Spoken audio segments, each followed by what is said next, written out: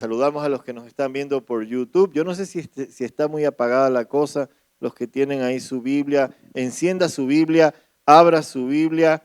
El que no ha venido con una Biblia, péguese a un cristiano, ¿no? De paso, te hacen amigos, porque algunos textos van a aparecer en pantalla para que usted también pueda seguir lo que Dios nos va a hablar el día de hoy, pero es importante que nosotros podamos contar con una de estas. Hoy tuvimos la bendición de poder recibir a algunos hermanos en el taller de Next. La iglesia sigue creciendo y damos gracias a Dios por ello. Todavía tenemos algunas sillas vacías y eso depende única y exclusivamente de que nosotros como discípulos hagamos más discípulos. A veces esperamos que los pastores ganen más gente para Cristo. Son los discípulos los que hacen discípulos. No es trabajo de los pastores llenar sillas. Y no es el objeto de la iglesia llenar sillas, sino de que los discípulos que reflejan a Jesús traigan a otros a sus pies. De eso se trata. Se trata de Jesús. Se trata de Jesús. Así que vaya a su Biblia ahí al libro de Joel, que es el capítulo 2, y puede ubicarse ahí en el verso 28. Es el libro que hemos estado revisando, del cual hemos estado hablando, del cual a través de él Dios nos está ministrando, desafiando. ¿Cuántos estuvieron en el primer episodio? Sí, que se habló de la reconciliación. ¿Cuántos estuvieron la semana pasada en el episodio 2 de restitución? ¿Qué cosas está haciendo Dios? ¿Qué cosas está restituyendo el Señor en nuestras vidas? Y vimos a través de estos tres frutos de la tierra, como el trigo, la vid, las uvas, el vino y el aceite, cómo Dios quería reconciliar en la rendición de nuestra vida, en fe, en arrepentimiento, esa adoración espiritual correcta y restituir en nuestra vida adoración. Algunos decíamos, hace mucho tiempo no sabíamos cómo adorar, cómo entonar una canción, cómo hacer una oración, y creo que Dios está restituyendo, Dios está reconciliando. Si le sobra una botellita de agua por ahí, alguien me ayuda, le agradezco un montón. Y hemos estado hablando acerca de estas temporadas. Primero, temporada de reconciliación. Número 2, temporada de restitución. Y hoy, el libro de Joel, Dios a través del libro de Joel nos está llevando a otra temporada. Sin embargo, en este contexto, las tres, con la de hoy y la que vendrá, la última la semana que viene, todas tienen un mismo hilo conductor. No son temporadas separadas, son espacios que van conectados unos de otros. Dios promete en el versículo 23 de que las eras se llenarían de grano y que iba a haber doble cosecha y que todo lo que había sido quitado por la plaga, por la langosta, iba a ser restituido. Y entonces sabrán que yo soy Dios. Para esto tenía que haber una reconciliación. Luego viene una restitución, pero esto tiene un propósito. Verso 28 del capítulo 2 de Joel dice, después de esto, reconciliación, restitución, pero ahora dice, después de esto. Tal vez tiene usted ahí en su Biblia un título que dice, el día del Señor. ¿Alguno lo tiene por ahí en su Biblia que dice el día del Señor? Después de esto. O sea, después de reconciliar y después de restituir, dice, después de esto, derramaré mi espíritu sobre todo el género humano. Los hijos y las hijas de ustedes profetizarán, tendrán sueños los ancianos y visiones los jóvenes. En esos días derramaré mi espíritu. Aún sobre los siervos y las siervas en el cielo y en la tierra mostraré prodigios, sangre, fuego y columnas de humo. Y esto se muestra como algo fantástico, esta idea de que Dios derrame su espíritu, de que hijos e hijas profeticen, ya se me salió esta pulserita, ok, la dejo por ahí. Hijos e hijas profeticen, jóvenes que tienen visiones, ancianos que tienen sueños y un mover de Dios espiritual. Cuando Dios nos habla a través de un lindo culto, un buen servicio, salimos de la iglesia y decimos, estuvo lindo el servicio, ¿sí o no? Qué lindo que estuvo la adoración, los niños salen emocionados, la prédica estuvo bien, ¿no? Pero aquí está hablando de algo mucho más poderoso.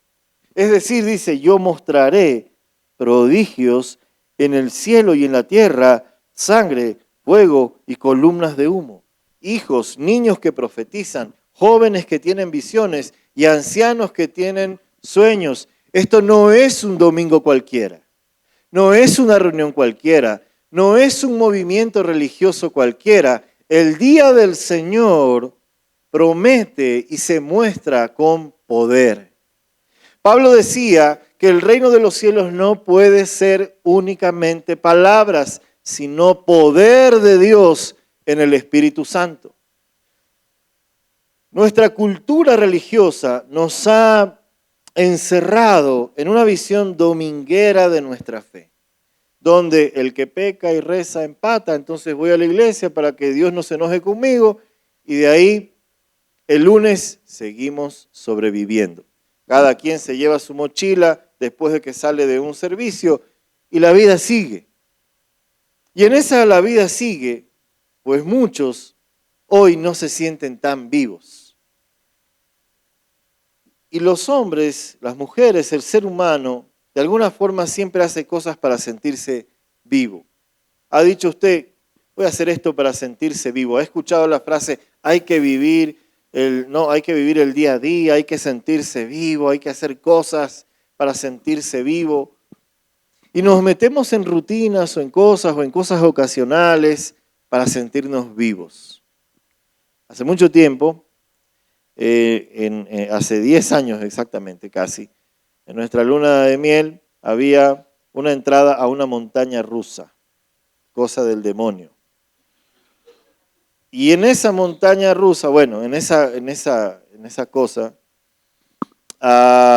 mi esposa, no sé qué es lo que la trae, qué espíritu es la que la lleva a esas cosas, pero yo tenía un terror terrible.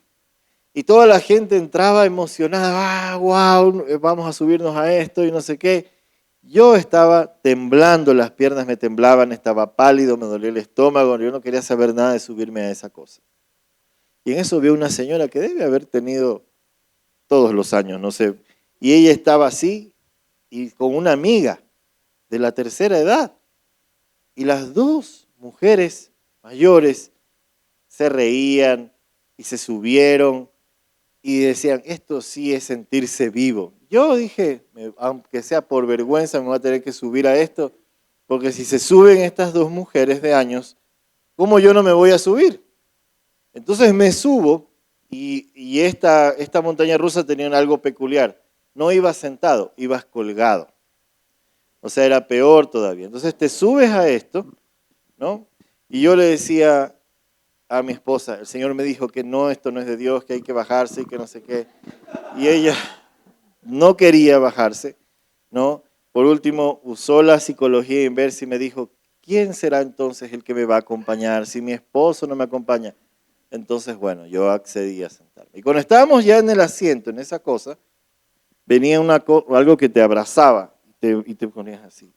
Y uno por seguridad, bueno, hace las pruebas de rigor para ver si eso no se iba a salir. Y cuando yo empujo el de ella, se abrió. Y el carro estaba por arrancar. Y yo grité en mi inglés mocho en ese momento, pare, o sea, apague esta cosa. Y vino alguien, la apretó y la apretó. Y dije, ¿está bien apretada? Sí. Entonces yo también hice 2 veces, ¿seguro que quieres hacer esto? Solamente me miró y arrancó. Y cuando vas subiendo ese taca, taca, taca, taca, taca, taca, taca, taca, taca, tú sientes que la vida se te va. Eso es taca, taca, taca, taca, taca, taca, taca. Y tú no sabes cuándo va a terminar, hasta dónde va a subir esto, por qué lo hice, todas las preguntas. No, la vida se te pasa en una película. Para mí eso es algo terrible. Y cuando llegamos arriba, esta cosa, por si fuera poco, arranca de cabeza, ¿no? Así. Y sigues bajando. Cierras los ojos, yo cerré los ojos literalmente y escuchaba los gritos, yo no sabía si eran gritos de dolor, si eran gritos de mí, eran gritos de lo que sea. No podía ni moverme y me bajé paralizado. Y yo le dije, no me quiero subir más en ninguna de estas cosas, ¿no? Y como buen marido me subí a todas. Y uno termina haciendo cosas para sentirse que está vivo.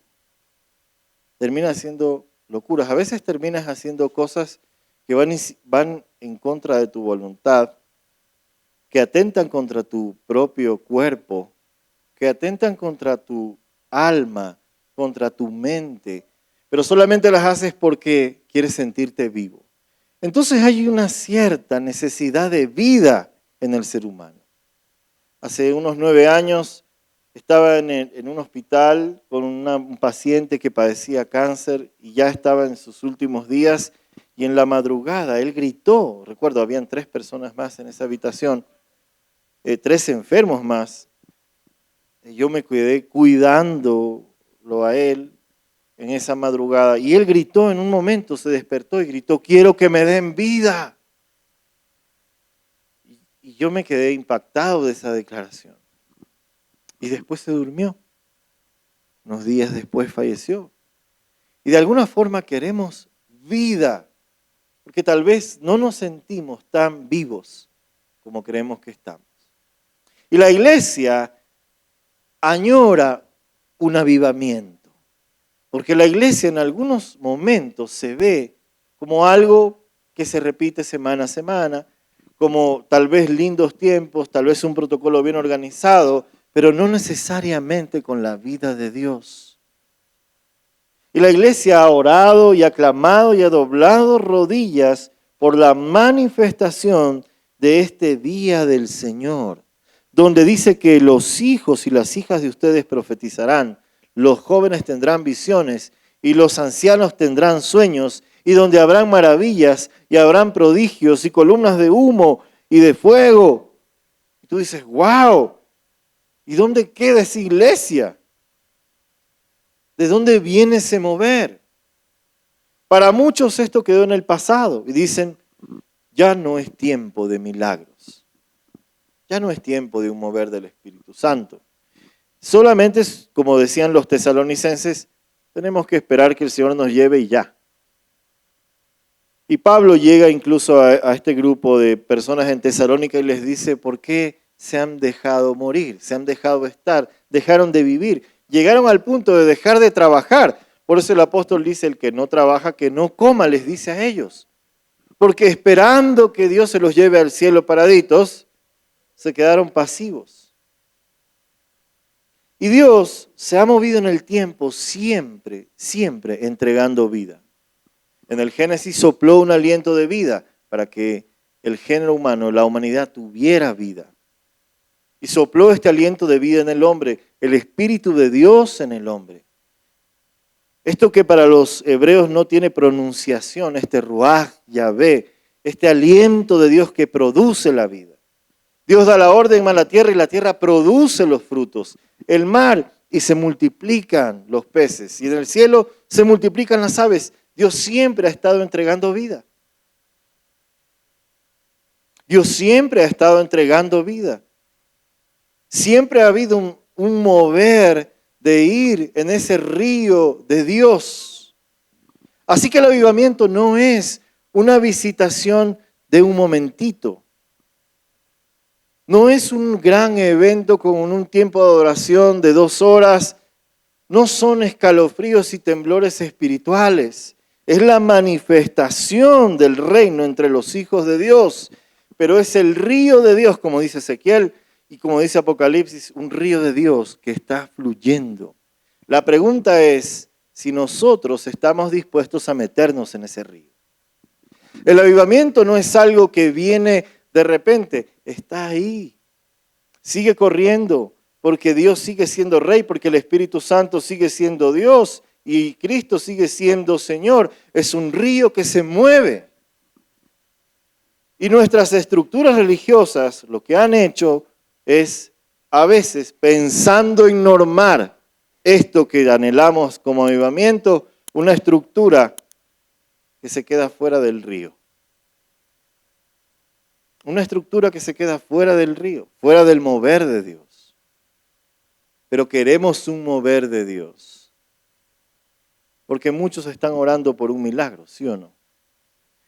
Y para que un milagro se dé, tiene que haber un mover de Dios. Entonces, vemos una figura en nuestro sistema en el cual la maldad se ha ido perfeccionando. ¿Se ha ido perfeccionando o no? ¿Mm? Lo malo es más malo y re malo. Y decimos, algunos dicen, antes era de esta forma, antes era de otra manera. No, tal vez lo que pasa es que todavía no le llegaba la actualización de maldad, pero era igual de malo. Algunas cosas no eran tan visibles, pero la maldad se ha venido perfeccionando. Por eso Jesús decía, muchos tropezarán y se entregarán unos a otros, y unos a otros se aborrecerán, y muchos falsos profetas se levantarán y engañarán a muchos, y por haberse multiplicado la maldad, el amor de muchos se enfriará. ¿Has sentido que la gente cada vez es más indiferente? ¿Te sientes que eres indiferente con algunas cosas? O cuando ves a alguien que ha sido víctima de un asalto, te metes. Nadie se mete. Nadie dice, pero es que yo no soy tonto, pastor, yo no quiero ganar un balazo de gratis. Pero aún vemos dolor y vemos cosas que no están bien. Y lo único que decimos, bueno, respeto pero no comparto, ¿no? Yo creo que allá en el cielo habrá una puerta que diga por acá los que respetan y no comparten y por acá los que tienen convicciones. Y en ese respeto pero no comparto, toleramos y toleramos y toleramos y a la voz de la tolerancia le damos cabida a un montón de cosas. Y aún la misma iglesia está en una mezcla que ya no sabe qué es cierto y qué es mentira. Ya no podemos reconocer, o difícilmente la iglesia reconoce un mensaje que viene del trono de Dios. ¿Cómo saber que un mensaje viene del trono de Dios? Si cuando abrimos un Romanos 1:18 en adelante nos dice que por cuanto dieron la espalda a Dios, se unieron hombres con hombres, mujeres con mujeres, y se degradaron en su naturaleza, adorando a la criatura antes que al Creador, y se han degradado en su diseño para el cual fueron creados. Eso dice la palabra de Dios. Y es difícil hoy asimilar un mensaje de esos. Donde la iglesia debe y está inclinada a abrazar al perdido. Todos venimos de algún lugar oscuro. Pero la iglesia no puede pensar convivir con la oscuridad. No puede pensar mezclarse con las tinieblas. Podemos recibir a alguien que tal vez está atravesando situaciones de adicción, situaciones de homosexualidad, como situaciones de violencia, como cualquier otra cosa. No hay diferencias en el pecado.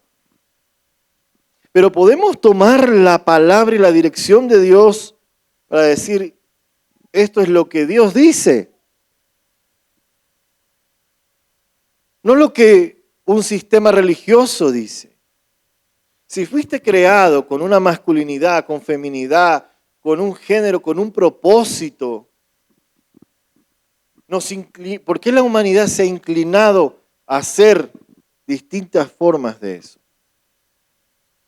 Como te sientas. Entonces un día te sientes hombre, otro día te sientes delfín, otro día te sientes cualquier cosa. Y en esa ola ideológica, la iglesia ha ido surfeándola de alguna forma. Pero el día del Señor clama por la manifestación de hijos que profetizan, jóvenes que tienen visiones y ancianos que tienen sueños, y Dios haciendo señales. ¿Qué es lo que nos quiere decir Joel con esto? Es necesario un despertar. Es necesario un despertar de la iglesia. Pero ¿estamos dispuestos a meternos en el río de Dios? No diga amén ahorita, porque puede ser muy pronto para ese amén. ¿Qué es ese río de Dios? todo ese perfeccionamiento de maldad, todo ese sentido de indiferencia, de tolerancia, ha dividido familias, secuestra voluntades, ata a las naciones. Y hoy no sabes ni qué es cierto ni qué no. Entonces, para llevar la fiesta en paz, respetamos, pero no compartimos. Pero Jesús llega a un momento, a Galilea, y esta ciudad, tanto en el Antiguo Testamento como en el Nuevo Testamento, se nombra como un lugar que nadie quería. Los reyes en el Antiguo Testamento, cuando repartían las tierras, nadie quería Galilea. Esa tierra de Zabulón, de Neftalí, no la quería nadie. O sea, entre los reyes decían, te la regalo, porque la gente de ahí, o sea, era gente ingobernable, había densa oscuridad, había muchas situaciones en ese lugar.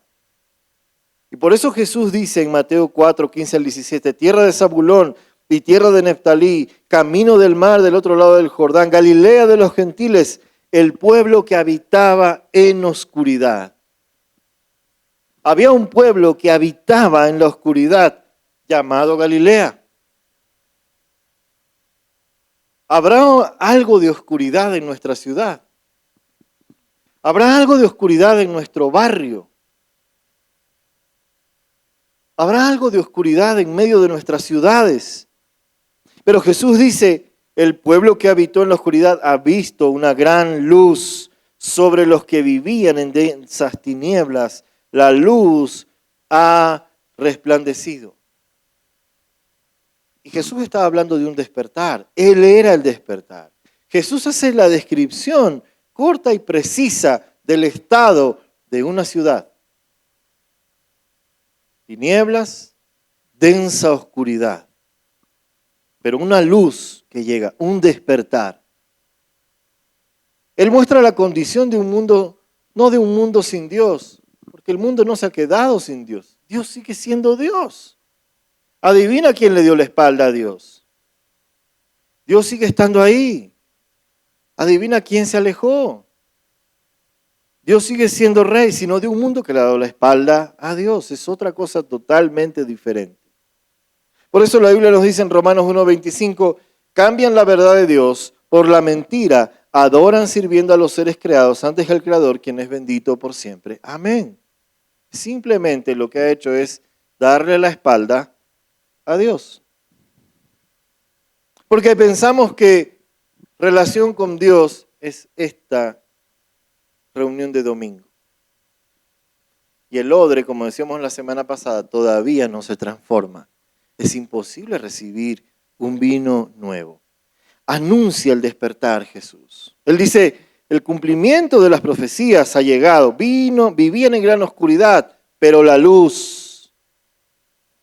El amor se había enfriado, pero la luz. La violencia los azotaba, pero la luz. La injusticia era el pan del día, pero la luz. Las familias estaban divididas, pero la luz. La religiosidad los estaba consumiendo, pero la luz, la llama estaba por apagarse. Pero la luz les ha resplandecido. Arrepiéntanse, porque el reino de los cielos está cerca. No era una amenaza de juicio, era un anuncio de redención. Cuando Jesús dice arrepiéntanse porque el reino de los cielos está cerca, no los está condenando, ni maldiciendo, ni los está diciendo porque se van a morir y se van a condenar. Está diciendo, Dios se ha acercado. Es una invitación a redimir el tiempo, redimir ese pecado a través de la obra que iba a ser llevada en Jesús. Tristemente se ha predicado de ese acercamiento del reino muchas veces con hacha desde el púlpito. Y muchos adoran ese tipo de mensajes, como muchos también adoran los mensajes que te soban, ¿no? Pero poco descubrimos esa invitación de redención. Todavía no descubrimos esa invitación de Dios de redención, que era lo que Jesús estaba nombrando en este lugar.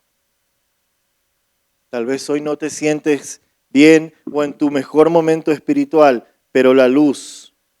Tal vez hoy tu familia está en necesidad, pero la luz. Tal vez hoy estás camino de un divorcio o has atravesado un divorcio, pero la luz. Tal vez la relación conyugal no está bien, tu salud no está bien, tus finanzas no están bien, pero la luz te ha resplandecido. No por un escenario, una liturgia, porque Dios se ha acercado a tu vida.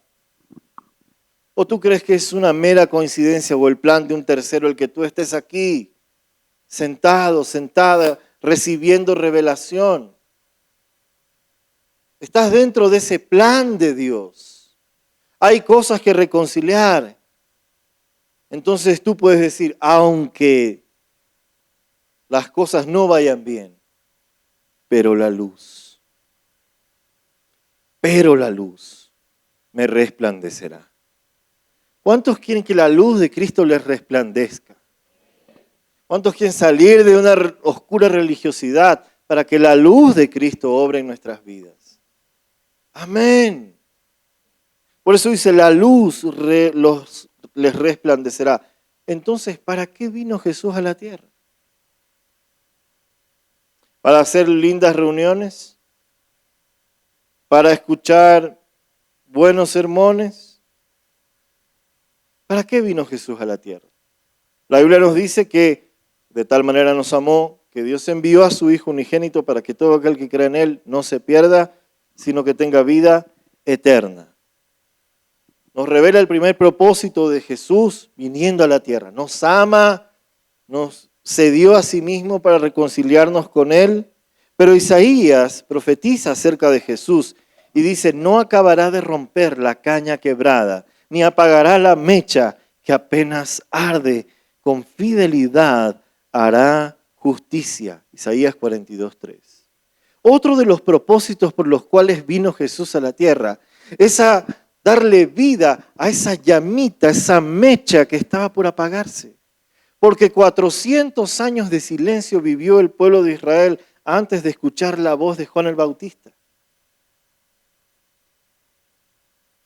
Si en la pandemia muchos creyentes dijeron, ya no hay iglesia, se acabó. Imagínense 400 años sin revelación, sin profecía, sin altares de adoración, sin espacios para congregarse, sin reuniones, sin 400 años. Apenas unos 9, 10 meses encerraditos. Isaías profetiza que Él no vino para apagar la mecha que apenas estaba ardiendo, la que ya estaba por apagarse. Jesús no dijo, es un desperdicio de recursos obrar en esta pequeña mecha. Mejor apaguémosla, ¿no? Está por romperse, ya de aquí no tiene salvación, esto no tiene compón. Galilea era una caña quebrada. Era una mecha, una pequeña mecha que ardía, que estaba por apagarse. ¿Te has sentido que te apagas? ¿Te has sentido que te rompes? Pues uno de los propósitos por el que Jesús dio la vida es para que esa mecha no se termine de apagar. Tu vida, que miras rota, no se termine de romper, porque con fidelidad hará justicia. Con fidelidad hará justicia. No vino Jesús a pisotear lo que apenas ardía. No hizo comparaciones, si fueras como Él o si fueras como Él. No hizo eso. Dijo, la luz les resplandecerá. Y le predicó. Y se sentó y comió y bebió, al punto que le decían que es un comedor y bebedor con pecadores. Con aquellos que tal vez pensaban que no estaban tan encendidos como estaban los religiosos de la época, lo que ellos pensaban que estaban encendidos. Se sentó con esas pequeñas mechas, se sentó con esas vidas rotas para llevarlos a su Padre. ¿Y cómo nos vemos nosotros como iglesia en nuestra sociedad, donde vemos oscuridad, donde vemos hijos e hijas de Dios que se han alejado por una mala experiencia, por heridas en la iglesia, por distintas situaciones, por oraciones que piensan que nunca Dios va a responder? Y Dios en su corazón, Él dice, esa mecha no se puede apagar y para eso puse a mi iglesia en la tierra. ¿Cómo nos movemos nosotros como iglesia cuando vemos esas cañas quebradas, esas mechas humeantes ya casi sin brasa? Aunque había una llama pequeña, ni siquiera llama, sino una pequeña mecha humeante, una espiritualidad debilitada, una fe agobiada por las preocupaciones, una leve esperanza cuando la oscuridad era tan densa que apenas se podía ver la luz, como mucho, menos una pequeña mecha humeante. El Rey del universo no decidió apagarla. Él no te apagará, no te rechazará. No dijo, esto no es negocio, aunque tiene todo el poder para hacerlo. No dijo, es mejor apagarlo, es mejor romperlo de una vez y dejarlo morir o cerrarlo, sino que dijo, el ladrón viene para robar, matar y destruir. Pero yo he venido para que tengan vida y la tengan en abundancia. Eso dijo Jesús. No vino a romper vidas o a terminar de romper vidas. Vino para dar su vida por nosotros, a avivar el fuego que apenas ardía, y al darnos su espíritu introdujo una temporada de avivamiento. Eso es avivamiento. Cuando tú entiendes que es avivamiento, es porque comienza no con un show, comienza con pequeñas mechas que apenas humean, pero que dicen, necesito ese fuego, no me quiero apagar, no me quiero apagar, no me quiero terminar de romper. Y Jesús te dice, yo vine para que tengas vida y vida en abundancia. Dile al que está al lado, Jesús vino para que tengas vida y vida en abundancia. Dilo, para ti hay una promesa de vida en abundancia, vida en abundancia. Pero aquí dice algo muy interesante. Niños que profetizan, jóvenes que tienen visiones y ancianos que tienen sueños. ¿Cuántos de nosotros resistiríamos ver un niño profetizando? ¿Ah? ¿Cuántos de nosotros resistiríamos ver a un niño profetizar? Ya se me desordenó esto, pero bueno. Diríamos, es muy chiquitito, no puede profetizar, si ni siquiera se ha bautizado. ¿Cómo va a profetizar este niño? ¿Y qué es profetizar? No es adivinar el futuro, es anunciar el reino de Dios. Y estaba Jesús sanando enfermos, sanando ciegos, sanando cojos en el templo. Y los niños, dice la palabra, que gritaron, ¡Hosana, el hijo de David!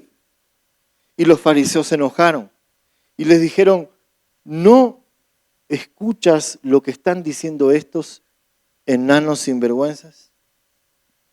Y Jesús, ¿qué les dijo? ¿No leyeron ustedes de la boca de los que maman y de los pequeños se perfeccionará la alabanza? Jesús reafirmó el anuncio que estaban haciendo esos niños. Al ver el reino manifestado, al ver la luz que les resplandecía, al ver el avivamiento del reino de Dios, ellos dijeron, Hosana al hijo de David. Y algunos dicen, hay que ver si eso viene de Dios. Eso es desorden en la iglesia. No es día para andar haciendo sanidades. No es día. Y Jesús les dijo muchas veces, ¿y cuándo es el día para sanar? ¿Cuándo es el día para sanar? ¿Cuándo es el día para amar? Porque Jesús sanaba porque amaba. Y Él les dice, de los niños perfeccionaré mi alabanza. No mires como pequeño lo que Dios ha perfeccionado. Podemos tener una visión muy sesgada de lo que realmente es avivamiento. E inicia con estos pequeños que simplemente declaran lo que ven. Nosotros hacemos vueltas y vueltas de reflexiones y teologías sobre teologías. Los niños ven el poder de Dios y dicen, Hosana al Hijo de David. Esa es la verdadera teología. Jesús obra en poder. El movimiento de Dios, el Espíritu de Dios moviéndose en poder. ¿Sabes por qué la iglesia de hoy tiene que andar luchando para que la gente crea en Cristo Jesús? Porque se quedó en las palabras. Jesús enseñaba, Él era el maestro de maestros. ¿Estamos de acuerdo aquí en eso? Él dijo, les decía en la sinagoga, yo vine para que los ciegos tengan vista, los cautivos sean liberados, los endemoniados sean liberados. Cerró ese librito, se bajó del atril y se topó con un ciego. Le dijo, ¿qué quieres que te haga? Quiero ver. Y recobró la vista. Ese es un maestro del reino. No tenía que haber justificaciones, no tenía que haber grandes explicaciones. Simplemente era el reino en movimiento. Poder.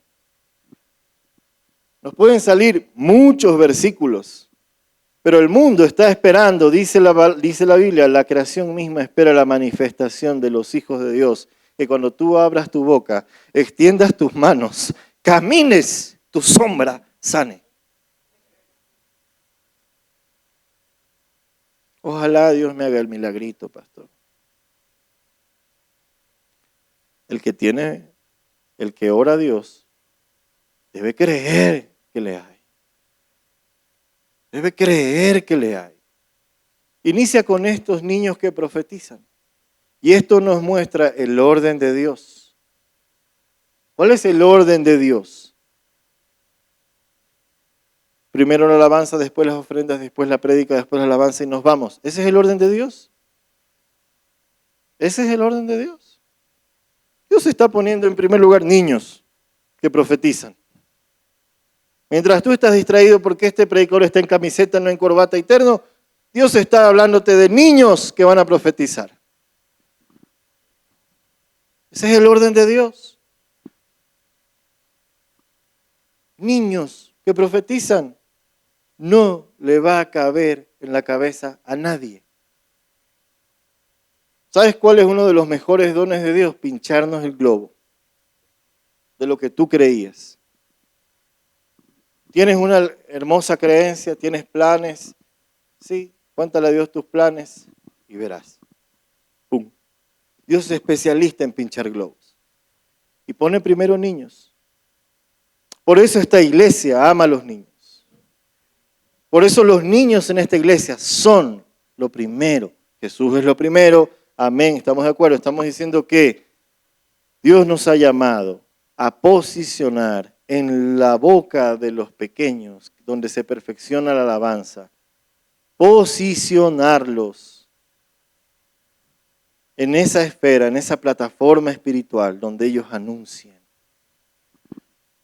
Pero luego dice, vaya a su Biblia, no se pierda ahí, verso 28 dice, ancianos que tendrán sueños. Yo sé que algunos tienen sueño por aquí, pero aquí está hablando de otra cosa.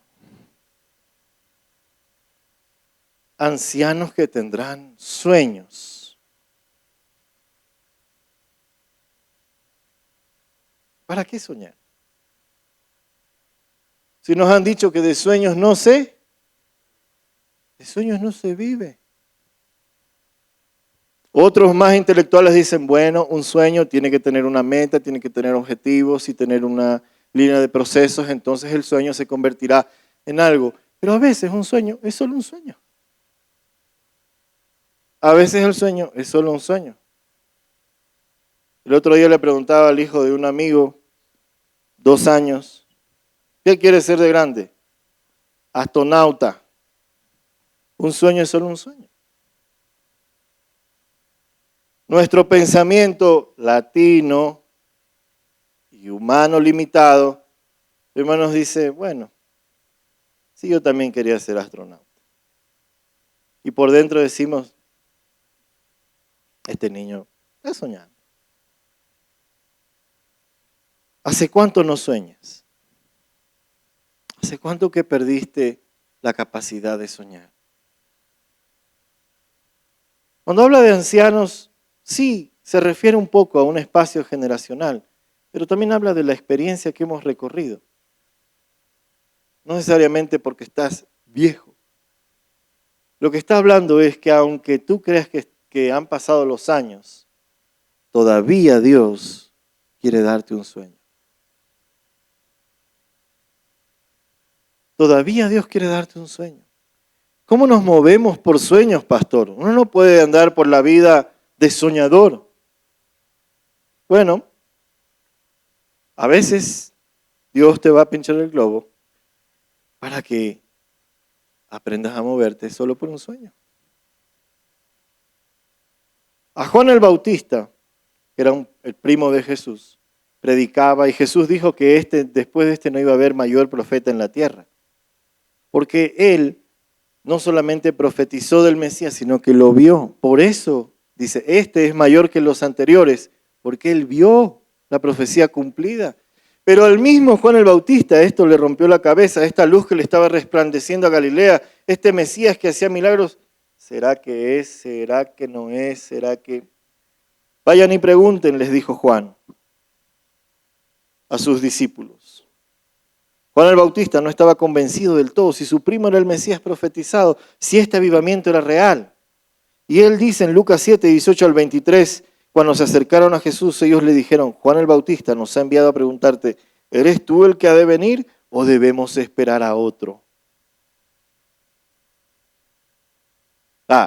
Que dude alguien que no te conozca, está bien, pero que tu primo dude, eso ya es otra cosa. Y Juan el Bautista le entró la duda y dijo, vayan y pregunten si este realmente es el Mesías. ¿Y qué le dijo Jesús? En ese mismo momento Jesús, señales, milagros y prodigios. Dijo, en ese mismo momento Jesús sanó a muchos que tenían enfermedades, dolencias y espíritus malignos y les dio la vista a muchos ciegos. Y entonces le respondió a los enviados, vayan y cuéntenle a Juan lo que han visto y oído. Los ciegos ven, los cojos andan, los que tienen lepra son sanados, los sordos oyen, los muertos resucitan y a los pobres se les anuncian las buenas nuevas. Dichoso el que no tropieza por causa mía. Tal vez para Juan había otra perspectiva del orden de Dios. Jesús no le respondió a los discípulos de Juan haciendo un recorrido histórico por la ley y los profetas. Simplemente les dijo, cuéntenle a Juan lo que están viendo. Cuéntenle a Juan lo que están viendo. Una iglesia que impacta a una nación, que influye, no es la que se sabe más versículos de memoria, o la que tiene lindos servicios, sino la que provoca que otros cuenten lo que están viendo.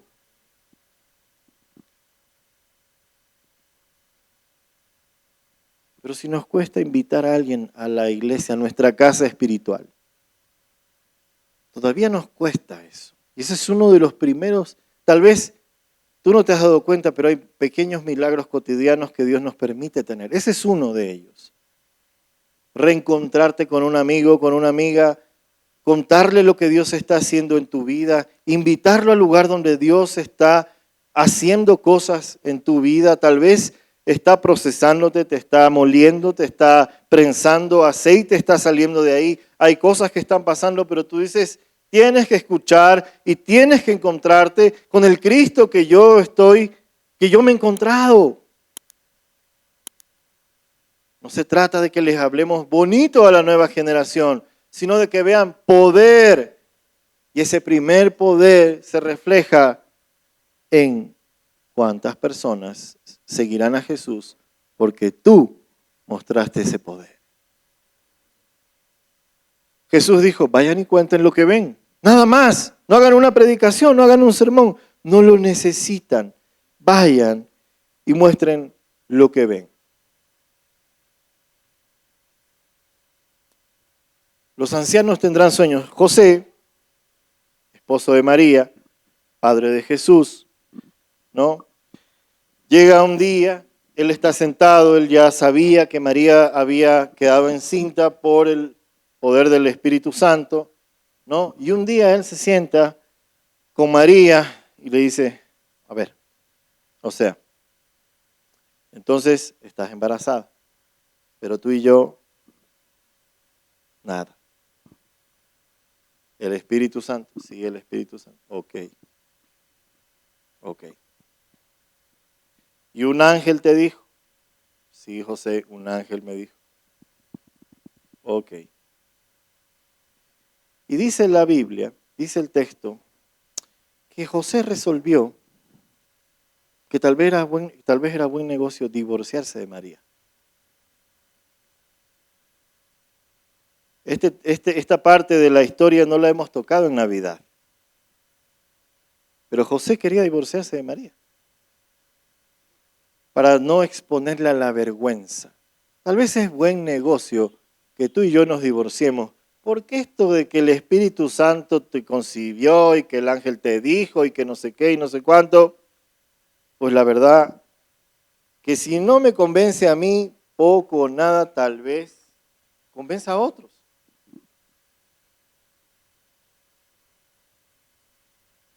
Entonces, José resuelve, dice,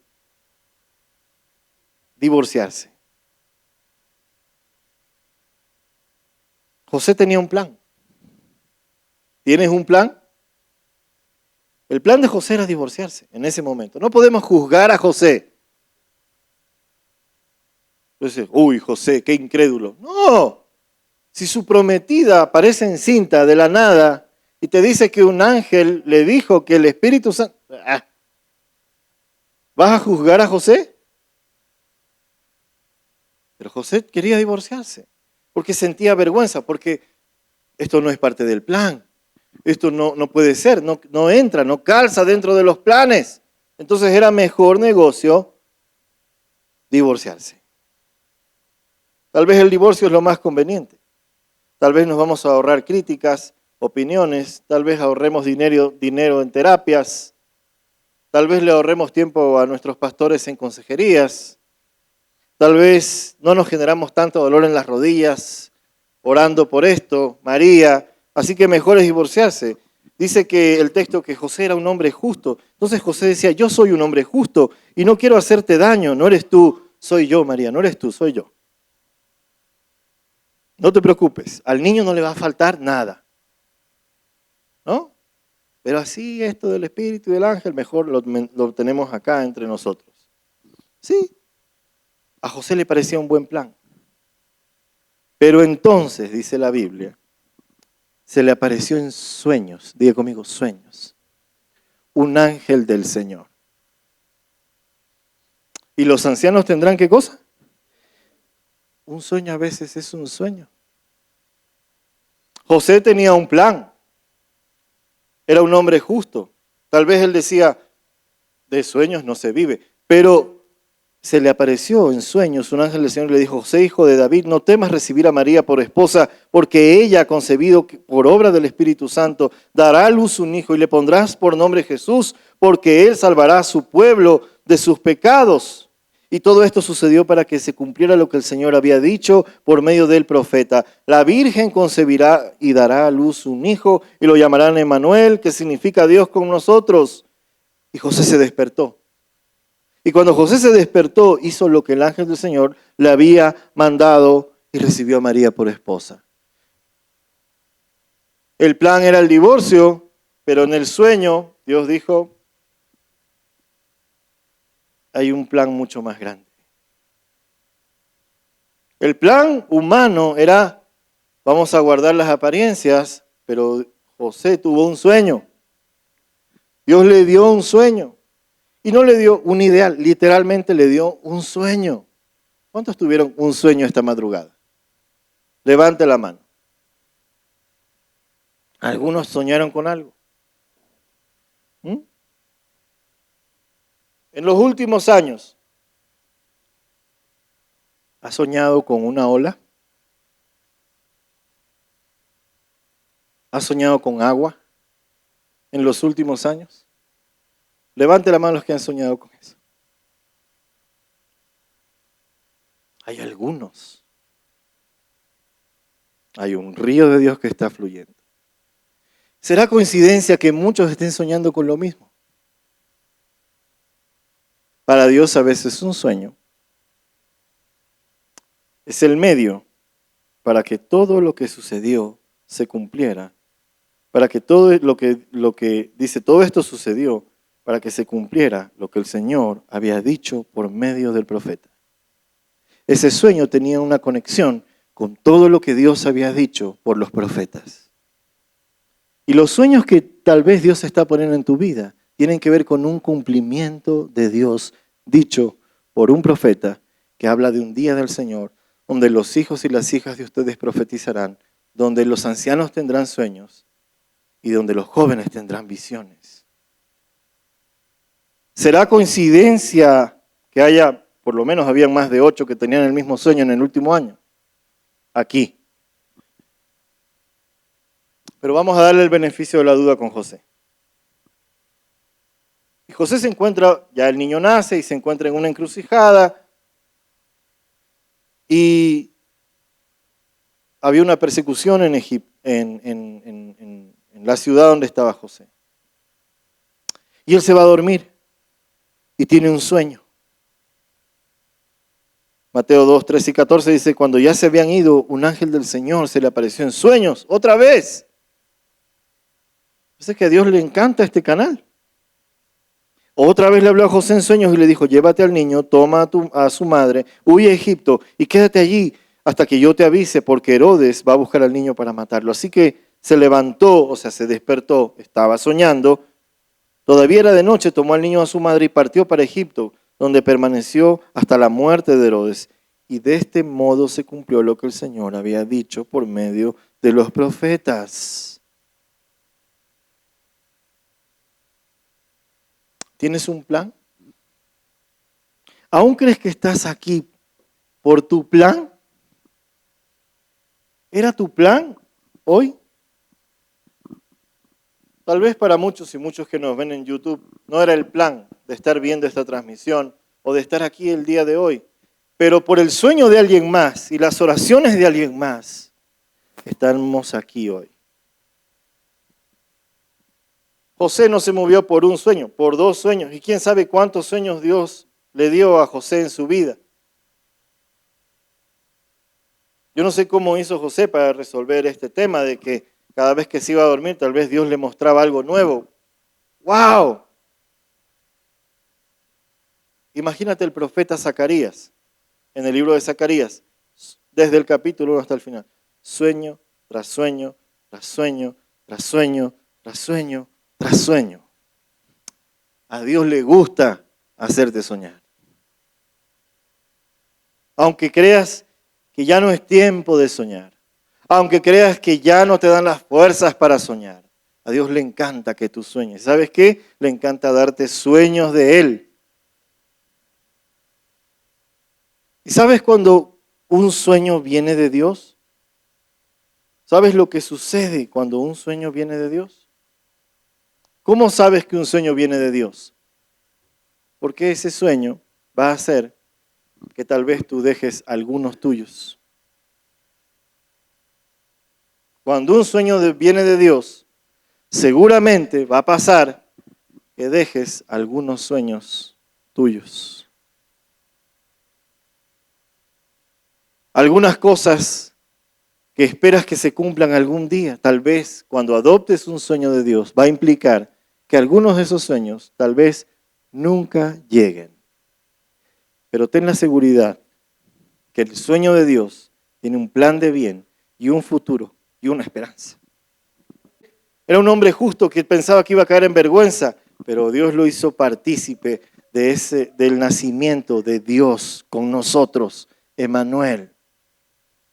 Cuando un sueño viene de Dios a tu vida, vas a tener que dejar algunos tuyos. Generalmente no estará en tus planes el sueño de Dios. Un sueño de Dios hará que renuncies a algunos tuyos, pero sus sueños en ti pondrán futuro. Finalmente, los jóvenes tendrán visiones. Primero decía que los niños iban a hacer ¿qué cosa? Profetizar. ¿Y qué profetizaban los niños? Lo que vieron. Porque un niño no miente. A alguno en la mente se le pasó, los niños y los borrachos no mienten. Los niños no mienten. El niño va a repetir lo que ve. Tus hijos no van a hacer lo que tú dices, van a hacer lo que te vean hacer. Y van a anunciar lo que te ven hacer. Y los hijos espirituales y los hijos de una congregación y los hijos de Dios van a declarar lo que ven. Si ven poder, declararán poder. Si ven enfriamiento espiritual, tal vez ni declaren algo. Los niños, en ellos se perfeccionará la alabanza. Los jóvenes tendrán visiones, una muestra presente de un destino futuro. Algunos jóvenes tal vez dicen, yo no sé todavía ni qué quiero estudiar, voy a pensar en el futuro. Pero la visión significa una muestra presente de un destino futuro. Joven, jovencita, hay un destino para ti. Hay un destino para ti. Y no es un cliché religioso. Hay un lugar al que estás destinado para llegar. Lo que quiere Dios es que entiendas qué es visión y qué requiere la visión para que anticipes cualquier desvío que te saque del destino para el cual Dios te preparó. Número 1, una visión requiere enfoque, requiere disciplina. Número 2, tiene una meta y no da golpes en el aire. Primera de Corintios 9:24 dice, ¿no saben que en una carrera todos los corredores compiten, pero solo uno obtiene el premio? Corran pues de tal modo que lo obtengan. Todos los deportistas se entrenan con mucha disciplina. Ellos lo hacen para obtener un premio que se echa a perder. Pero nosotros, en cambio, por uno que dura para siempre. Así que yo no corro como quien no tiene meta, no lucho como quien da golpes en el aire. Todavía no sabes muchas cosas porque eres joven. Y contra lo que dicen las malas lenguas o las opiniones de otros, Dios hace una declaración en la Biblia a algunos profetas y les dice, no digas que eres muy joven. Tal vez otros estén minimizándote porque te ves joven, porque ven que no tienes mucha experiencia. Pero Dios le dijo al profeta Jeremías, no digas que eres muy joven. Enfócate, disciplínate, obtén una meta, no des golpes en el aire, porque como Dios le dijo a Jeremías, lo que yo te diga que hagas, vas a hacer. Donde yo quiero que vayas, vas a ir. Y lo que yo quiero que digas, vas a decir. Eso es visión para los jóvenes. ¿Por qué difícilmente los jóvenes adoptan la visión de una iglesia?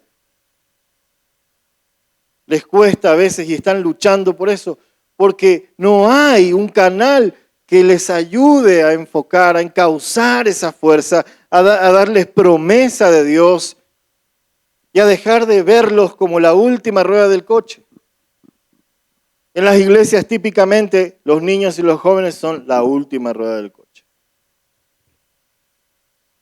Donde no hay presupuesto para esto, verán cómo hacen, vendan limonada, hagan ventas no sé qué, hagan tacos y todo para que los jóvenes se compren, subsistan en la iglesia. Eso ha pasado. Yo he sido pastor de jóvenes, años.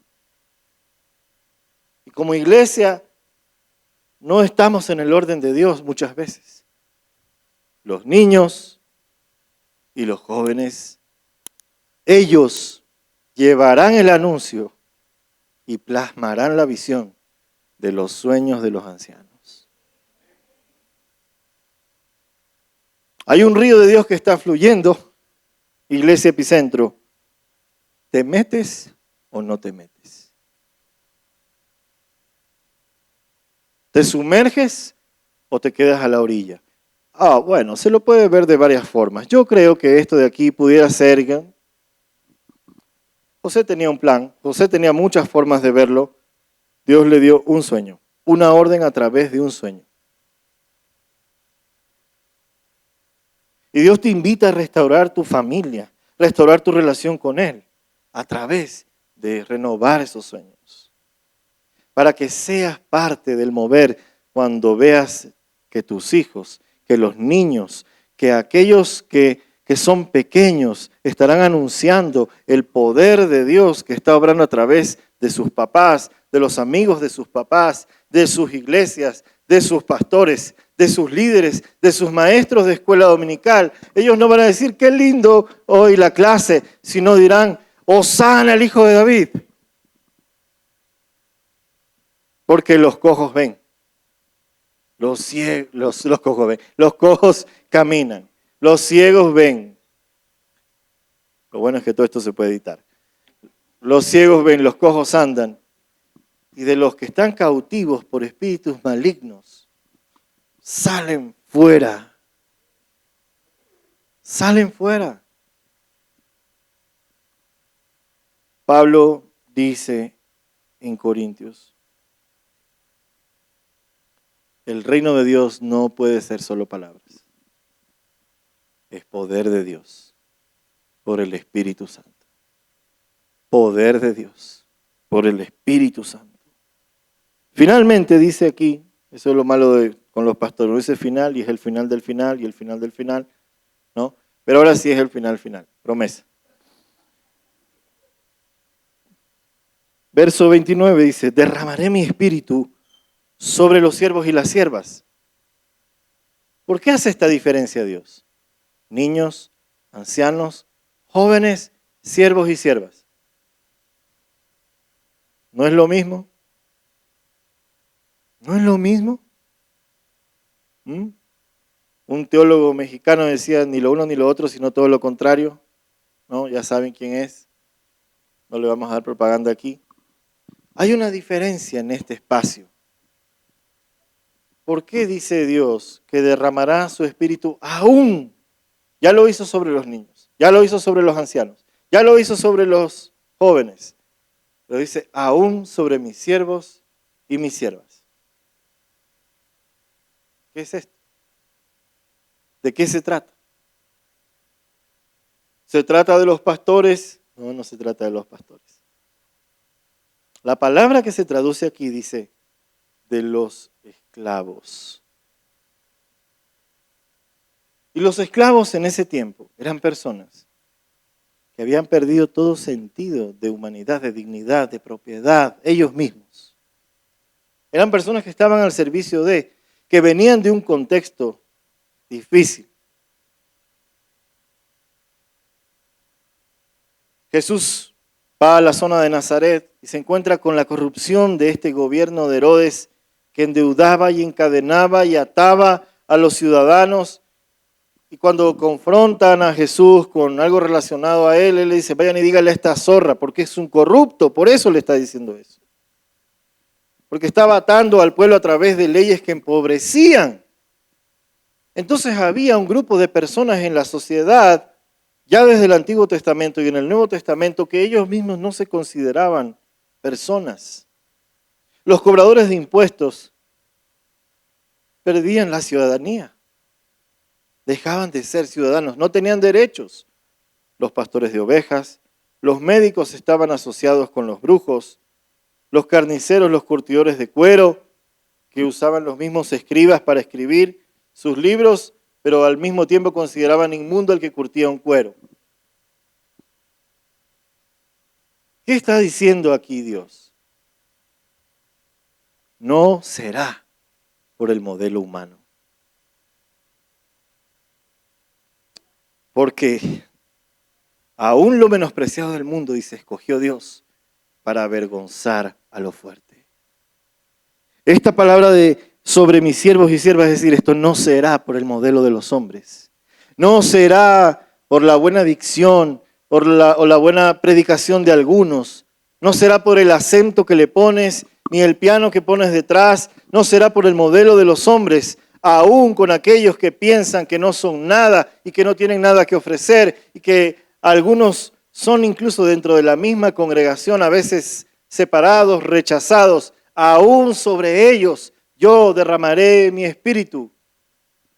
Y lo tremendo aquí es que cuando habla esto sobre ellos, une esto con en el cielo habrá, dice, en el cielo y en la tierra habrá prodigios, sangre, fuego y columnas de humo.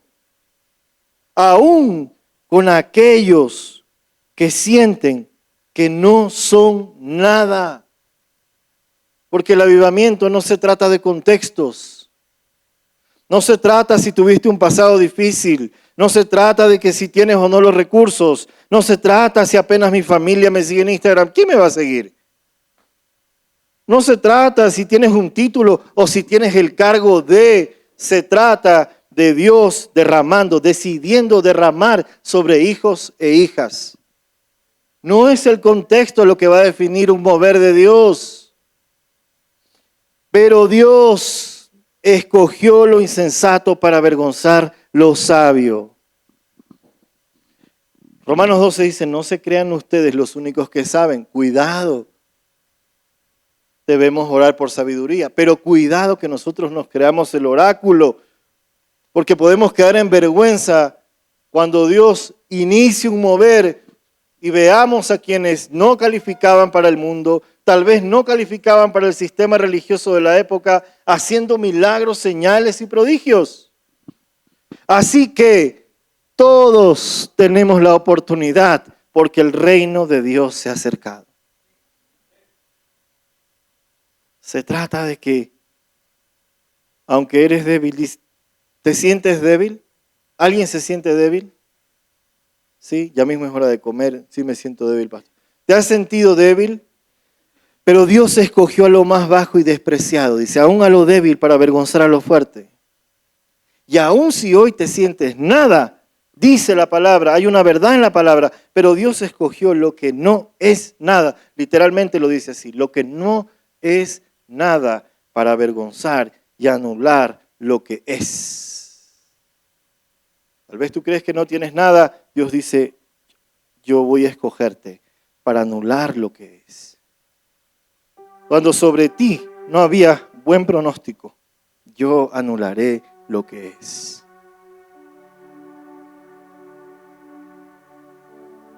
Tal vez sobre el diagnóstico sobre tu vida es que te vas a estrellar, que esta enfermedad te va a consumir, que lo vas a tener que llevar durante toda tu vida y sientes que ya no hay nada. Pero aún dice, de la nada, yo anularé lo que se considera algo. Entonces, termina Dios diciendo, columnas de fuego, columnas de humo, prodigios en el cielo y prodigios en la tierra. Son señales de liberación. Porque, ¿dónde ocurrió esto? Cuando el pueblo de Israel tenía que ser sacado de Egipto. Y Dios escogió a un Moisés exiliado, a un Moisés acusado de asesinato, para ser libertador y convertirse en la señal de Dios frente a un sistema representado por Faraón en Egipto. Y tuvo que hacer señales delante de su pueblo para que ellos puedan seguir el plan de Dios, que era liberarlos. Pero Dios lo puso a él como señal. Y ahora habla de que niños, de que jóvenes, de que ancianos, de siervos, de siervas, que se moverán en esas señales. Una generación con el sello de Moisés no por Moisés, sino en el Dios de Moisés, el que le dijo, yo soy el que te envía, yo soy el que soy sobre tu vida. Ese es el que hará milagros en tu familia, en tu vida, pero a través de ti. Es decir, que hoy, si nosotros decidimos meternos en el río de Dios, la mejor señal de Dios para este mundo serás tú. La mejor señal de Dios serás tú. Y créele a Dios. Créele a Dios por una nube de gloria en tu casa. Créele a Dios por una nube de gloria en tu iglesia. Créele a Dios por una columna de fuego que va delante de ti guiándote. Créele a Dios por las señales y prodigios. Y anda al secreto de la oración. Ora por la enfermedad, sobre la enfermedad. Declara la sanidad de Dios. Anuncia que la luz llega a tu casa ahora. Anuncia que la luz resplandece en tu familia ahora. El profeta Joel, hablando de una generación que se convertirá en una señal. Dile al que tienes al lado tuyo, tú eres. Tú eres, dile, tú eres la señal. Tú eres la señal.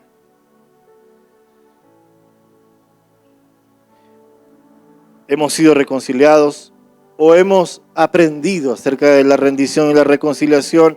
Dios nos ha llevado a entender un poco acerca de la restitución, pero hoy dice, luego de esto.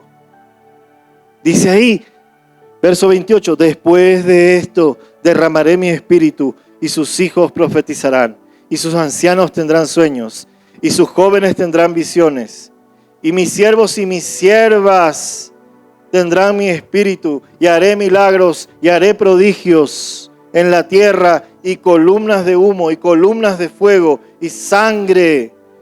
Y no está hablando de que habrá sanguinarios, sino de señales. ¿Qué más que la sangre preciosa de Cristo sobre tu vida hoy? El reino de los cielos se ha acercado. No es una declaración de juicio, es una invitación de reconciliación. Es una invitación de redención, porque este día del Señor está pendiente y tú vas a ser llamado, llamada para esa manifestación. Dice que el profeta Joel, y no me quiero adelantar al final de la serie la próxima semana, pero dice que esto ocurrirá antes de que llegue el día del Señor. Antes. Algunos han escuchado que el tiempo ya está cerca, que vivimos como que tiempos apretados, finales. Antes de que llegue el día del Señor, esta profecía dice, esto será hecho. Pedro volvió a predicar de lo mismo en Hechos. Y Joel es una profecía temporal. Así que Dios quiere moverse a través de ti. No importa cuán pequeño te creas hoy, no importa cuán joven te veas hoy, no importa si piensas que ya no tienes fuerza porque te han ganado los años. Dios quiere darte un sueño, Dios quiere darte una visión, Dios quiere que anuncies y Dios quiere moverse en poder en tu vida. Si tú quieres que ese poder se manifieste en tu vida, no por un pedido de un hombre, si Dios mismo te está llamando, ponte de pie ahí y dile, yo quiero ese poder en mi familia, ponte de pie. Yo quiero esa manifestación en mi familia. Yo quiero un avivamiento en mi casa. Yo quiero una restauración de mi matrimonio. Yo quiero una restauración de mi paternidad con mis hijos. Yo quiero la restauración de mi familia. Yo quiero reconciliarme con Dios. La última declaración de Joel dice, no se trata de que hay pecados más pequeños o pecados más grandes. Para Dios no hay niveles de pecado. Lo que importa es su gracia extendida para que tú y yo nos reconciliemos con Él. No importa el pasado, no importa lo que hayas hecho, no importan las cosas difíciles. Es Dios que te dice, bienvenido hija, bienvenido hijo, vuelve a casa, vuelve a casa, vuelve a casa, vuelve a casa. Y tú puedes decirle, yo creo en ti, Jesús. Cierra tus ojos. Ahí dile, yo creo en ti. Creo en ti. Creo que tú vas a obrar en mí. Señor, yo reconozco que soy pecador. Y reconozco que he caminado en la dirección incorrecta. Reconozco que he escuchado acerca de ti, pero hoy quiero conocerte. Y yo te invito a que tú seas el Salvador de mi vida. Yo te invito a que tú seas el Señor de mi vida. Yo reconozco tu señorío, Jesús. Yo me arrepiento, dile, yo me arrepiento de mi pecado y quiero toda esa vida abundante que tú viniste a dar a tus hijos para mí y para mi familia y para los míos. Creo en ti, Jesús. Creo en ti, Jesús. Ríndete ahí en adoración, levanta tus manos, cierra tus ojos. Si quieres ir a tus rodillas, ve a tus rodillas. Y deja que a través de la adoración, hoy Dios ministre tu vida, sane tu vida, reafirme tu vida, traiga palabra a tu vida. Dile gracias, Jesús. Gracias, Jesús. Gracias, Señor. Gracias por mis hijos, gracias por los niños, por los jóvenes. Gracias por nuestros padres, por los ancianos.